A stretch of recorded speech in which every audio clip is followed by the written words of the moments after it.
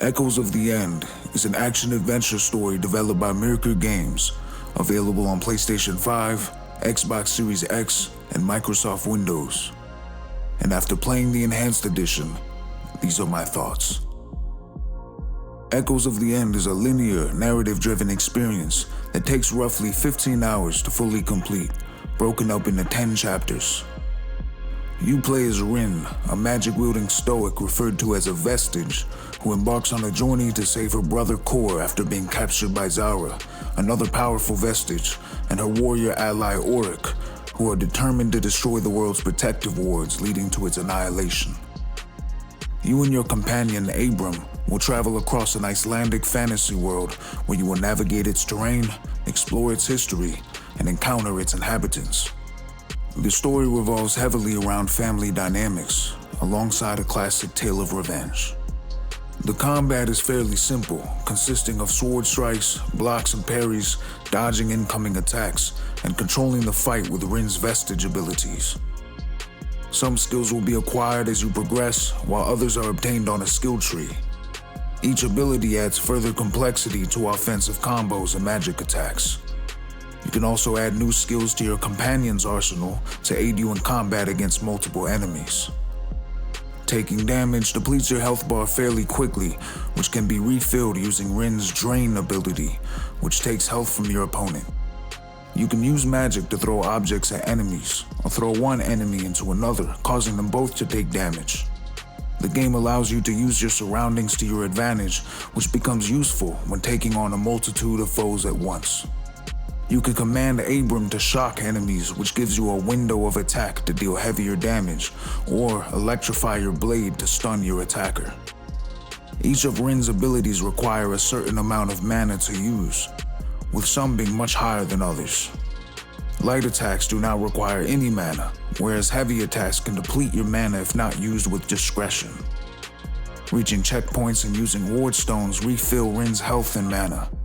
Mana can also be refilled in combat by landing successful strikes on her opponent. Although combat is enjoyable, it becomes extremely repetitive, with enemies using the same predictable attacks.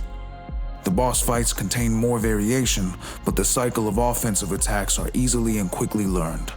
So, if you're looking for a challenge, I suggest playing on a higher difficulty setting. The game relies heavily on its puzzles, involving fairly intricate level design and little guidance on how to solve them. Each chapter contains its own challenging puzzles, which feel unique to its own environment. Each sequence requires a unique approach with a different means to its solution. At times, this can become frustrating, even with the hints that you are given, which is why observation and critical thinking are crucial in solving these puzzles. After being forced to think outside the box throughout the first couple chapters, the puzzles became seamless without disrupting the challenge, and even when in large quantities, these puzzles became the highlight of my playthrough. While playing through each chapter, you will come across various outfits and relics which you will pick up from chests hidden throughout the game. In addition, each outfit comes with a unique relic which add perks to your character, with some reducing the cost of mana when using Rin's vestige abilities, while others increase the player's melee damage. You may also find relics that instantly upgrade Rin's overall health and mana.